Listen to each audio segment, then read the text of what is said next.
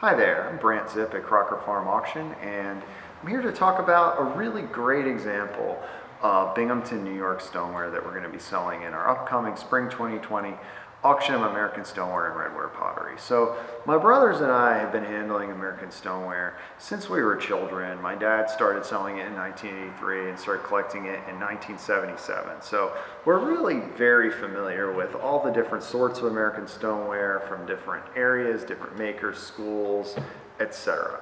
And I would say that the work of White and Wood and the related work of N.A. White in Utica, New York, White and Wood being based out of Binghamton, both made very similar stoneware around this time period, circa 1880s, is some of the most underrated American stoneware, at least for its time period, because, you know, collectors really want great, strong blue decorations on the stoneware they're buying, at least collectors of this time period and place.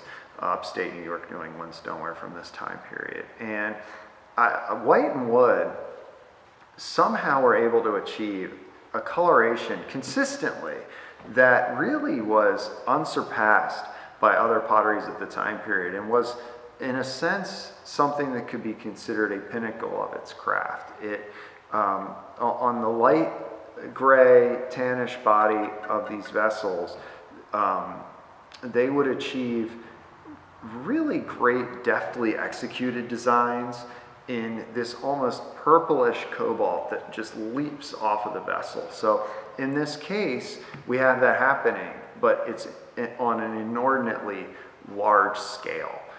This is a large 8-gallon churn, and the entire front is really covered with this beautiful floral design executed by a really deft decorator and achieving that coloration that I spoke of. So, you know, the way that they would achieve most of this design, and you'll see here where it's brushed to fill in some details and things, but on the main, this was achieved through the use of a slip cup. So it was kind of like a quill pen, really, where you would fill a reservoir with this cobalt oxide slip, and you would have a quill coming out of the end or some other nozzle, and you would just you know, draw this on here in a very fine manner. And you can see how finely done this is and how many, just the extreme number of strokes that it took to achieve a design of this detail.